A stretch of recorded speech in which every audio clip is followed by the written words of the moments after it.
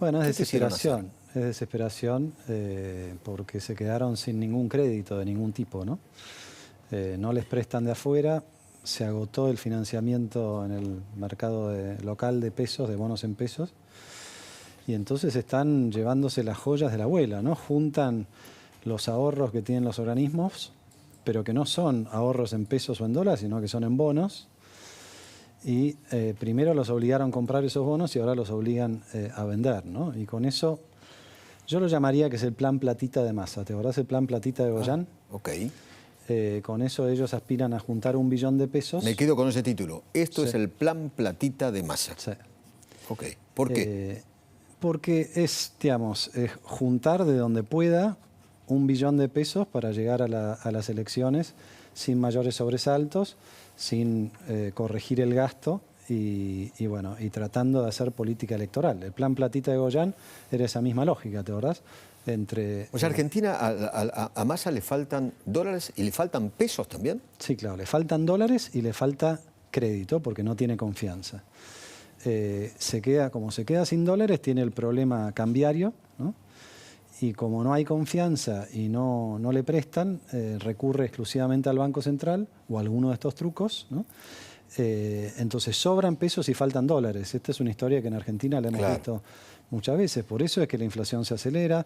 Todo indica que el número de marzo va a estar más cerca de 7 que de 6. Ahora, es raro el gobierno, ¿no? Porque hace todo al revés. Vende barato y compra caro. Bueno, eso para mí, la denuncia penal tendría que estar enfocada en eso. Creo que la oposición y mis colegas de Juntos por el Cambio se dejaron llevar por el sentimiento de los jubilados. Claro. Pero la clave está ahí, ¿no? La clave está ahí porque hace 2 meses, como bien recordás vos, Eduardo, salieron con bombos y platillos, primero Massa y después el secretario de Finanzas, a decir esto vamos a hacer una operación, vamos a recomprar la deuda porque está baja. Después bajó el precio porque dijeron subió la tasa en Estados Unidos, vuelvo a comprar, ¿no? Y ahora resulta que 2 meses después salen a vender, pero salen a vender 10 centavos abajo, o sea, un 30% abajo de donde ellos compraron. Eso es malversación de fondos, claro, no hay ninguna duda. Y tendría que venir un juez de oficio a preguntarle a Massa y al secretario de Finanzas dónde están los recursos que perdieron con esa operatoria, que primero dijeron vamos a comprar, compraron caro y como bien dijiste vos, ahora salen a vender barato, ¿no? ¿Qué le va a dejar este gobierno al próximo gobierno que venga?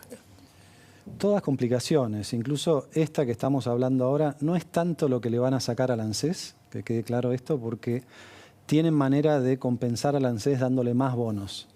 Pero claro, esos más bonos los va a tener que pagar el gobierno que viene, ¿no? Nosotros hicimos un cálculo que, como consecuencia del plan platita de Massa para llegar a las elecciones, el gobierno que viene va a tener que pagar unos casi 1.500 millones de dólares más en intereses, nomás. Solamente por esta cuestión, ¿no? A eso sumale, bueno, el déficit fiscal, el déficit comercial, sumale que no deja reservas, sumale una inflación arriba del 100%, pobreza acercándose al 50%, muy poco margen de acción en lo político y en lo social y en lo económico, un sistema financiero que está totalmente tomado por el Estado, ¿no? Porque hoy los bancos no le prestan más que al Banco Central o al propio Tesoro de la Nación. O sea que es una situación muchísimo más compleja que... ¿Y las LELIQ? Las LELIQ son parte de este circuito que decíamos antes. Hoy están casi en 11 billones, ¿no? Alberto Fernández se rasgaba las vestiduras cuando estaban en 1 billón de pesos, ¿no? Se multiplicaron por 10 o por 11. Bueno, decía que en realidad con la tasa de las LELIQ iba a pagar las jubilaciones, ¿no? Decía eso y al final fue exactamente al revés, ¿no? Porque se multiplicaron por 10 las LELIQ y a los jubilados, no por esto del ANSES, sino por la inflación, ¿no? Por la inflación de este último tiempo, a los jubilados les sacaron el equivalente a, escuchá bien este número, Eduardo, 200.000 pesos por jubilación, por jubilado, ¿no? ¿En un año? En un año. Quiere decir que los jubilados, en vez de cobrar 13 meses, ¿no? Porque está el aguinaldo, el año pasado cobraron 10 meses. ¡Qué bárbaro! Esto es el ajuste de Massa. Y tiraron 14 toneladas de piedra porque decían que el gobierno anterior los había perjudicado. Todo esto, digámoslo, ustedes hablaban hace un rato con el doctor Rukauf acerca de la visita del presidente en Washington. con la complicidad del Fondo Monetario Internacional, ¿no? Que nunca le pidió ningún esfuerzo a este gobierno, que le permite hacer una cantidad de trucos que inclusive no están en los manuales del Fondo Monetario. O sea, el Fondo Monetario Internacional está jugando políticamente para el gobierno. Sin ninguna duda. Porque sí. El Frente de Todos siempre dijo que el fondo le dio la plata a Macri para que Macri pueda ganar las elecciones. El problema no es tanto la plata, sino las condiciones. Las condiciones que le exigió a Macri en su momento fueron las condiciones que lo llevaron a la derrota de Macri, que fue una recesión terminal y entrar con muchísima dificultad, más inflación, porque el programa del fondo no resolvió el problema. Fue la fórmula perfecta para que Macri perdiera. Es exactamente al revés, ¿no?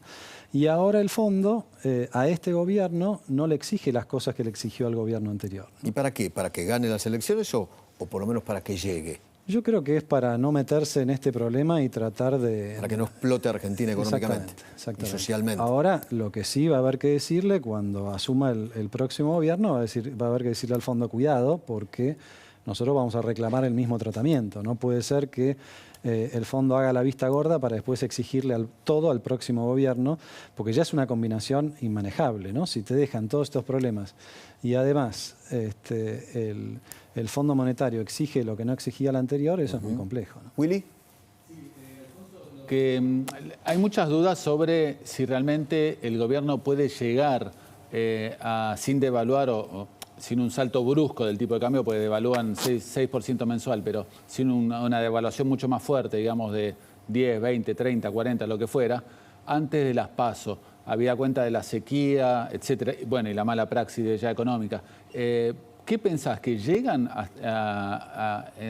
digamos, a este ritmo manteniendo el actual esquema cambiario? Mira, Willy, tienen dos problemas o dos ejes centrales en los problemas. Uno es la inflación, que está desbocada. Digan lo que digan, inflación del 7% mensual es un ritmo que es inmanejable para toda la sociedad, ¿no? Una empresa o un asalariado que no tiene la suerte de que le corrijan el mes, ve caer su poder adquisitivo 7% todos los meses. Todos los meses, claro. Es muy fuerte eso, ¿no? Y esto provoca muchísimas dificultades en los conurbanos y muchísimas dificultades a una sociedad que ya está atravesando niveles de pobreza del más del 40%. Entonces, esto genera un riesgo social que es evidente. Y el otro riesgo, que es el financiero, al que vos haces referencia, es un banco central que se quedó sin dólares, básicamente, por tres razones. Primero, por un régimen cambiario que te lleva a quedarte sin dólares, ¿no? El atraso cambiario, el cepo del cepo del cepo, los tipos de cambio múltiples. Todos están esperando que le den su dólar soja, su dólar Malbec, claro, y no venden los dólares. Los importadores quieren comprar los dólares porque son baratos, ¿no? A ese régimen cambiario hay que agregarle la sequía del gas, yo lo llamo la sequía del gas, que es la demora del gobierno en llevar adelante el gasoducto. Dicen que lo terminan en los primeros días de junio. Bueno, pero si ese gasoducto hubiera estado 2 años atrás, claro, obviamente, hoy había 20.000 millones de dólares más, claro, porque hubiéramos exportado. Porque el mayor importador que tiene la República Argentina es Camesa. Es el Estado, sí, ¿no? Así es. Y después sobre eso se suma la sequía, ¿no? Willy, ellos operan sobre la brecha cambiaria, ¿no? Y esto es toda este absurdo que armaron con los títulos públicos. Ese es otro escándalo. Pero hay que explicarle a la gente de la manera más sencilla posible, y lo vamos a entender bien si lo explico así. Si vos querés bajar el dólar, Eduardo, ¿qué haces? Vendés dólares. Totalmente. Ahora, si para bajar el dólar lo único que vendés son bonos, lo que vas a bajar es el precio de los bonos, o sea, no el dólar. ¿Qué es lo que está pasando ahora? Obviamente, por eso hoy subió Blue y los dólares financieros tendrían que aparecer en algún momento dólares para poder venderlos. Si ellos creen que solamente vendiendo bonos van a bajar el precio del dólar, eso no va a suceder. Entonces todo indica que la brecha se va a ir escapando y esta combinación, Willy, entre inflación galopante y brecha cambiaria por falta de dólares, sí, plantea un escenario muy complejo de cara a las elecciones, ¿no? Da la impresión de que este gobierno no tiene las herramientas para resolver. Estamos en alta inflación más alta recesión. ¿Eso es una alta estanflación? Sí, estamos en niveles muy altos de inflación. O sea, ya no es solo alta inflación. Claro. A ver, depende, podés usar distintas categorías, pero superinflación seguro, arriba de 100%. Y estamos entrando en un proceso recesivo complejo que se inició en agosto o septiembre del año pasado y que solamente puede profundizarse porque una de las consecuencias de quedarte sin reservas es que no hay para importar.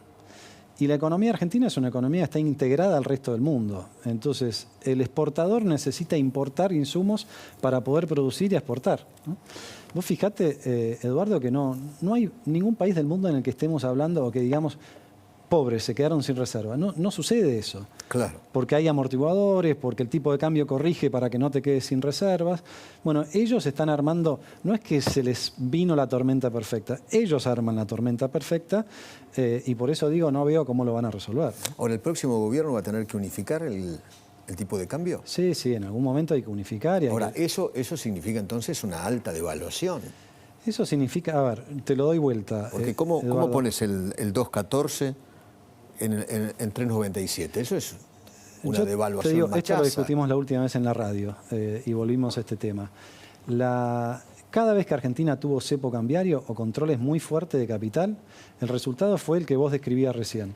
Recesión, brecha cambiaria, inflación y aumento de pobreza. O sea, está demostrado que... Es el peor de los mundos. Entonces, lo que hay que ver es la manera más rápida de salir de este engendro que van a dejar ellos.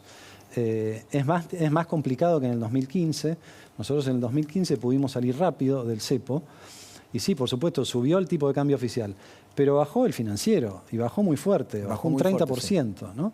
Entonces, cuando vos tenés un programa coherente y creíble detrás, entonces podés corregir los precios relativos porque el que venía a una velocidad ya cambia de velocidad, te baja la inflación y entras en otro andarivel. Pero los primeros meses del próximo gobierno van a ser muy tortuosos. Vamos a ver qué pasa con lo que tiene que ver con la inflación, ¿no? Bueno, vamos a ver qué pasa con los últimos meses de este gobierno. Todavía falta ver ese final de película que nos va a dejar las condiciones iniciales para lo próximo, ¿no? Sí. Pero comparado con el 2015, hoy... Es peor. Es mucho peor porque hay mucho más pesos atrapados y hay mucho menos reservas para salir a rescatar esos pesos. Hay más pobreza y más inflación que en el 2015. Y la inflación no es menor. Es bueno que lo subrayes, porque no es lo mismo una inflación del 25% que venía... Anual que venía en los últimos 3 o 4 años. Bueno, antes de las elecciones creo que la inflación estaba en 1 punto y pico, me parece. ¿De cuáles elecciones? Del 19. Sí, los últimos meses sí. A ver, tuviste un salto en el 2018. Me parece que yo creo que estabas en 2% mensual. Me parece, mira, acá está, tengo los datos acá. Déficit cero. Los bonos estaban en alza. El dólar estaba a 40. La inflación al 1%.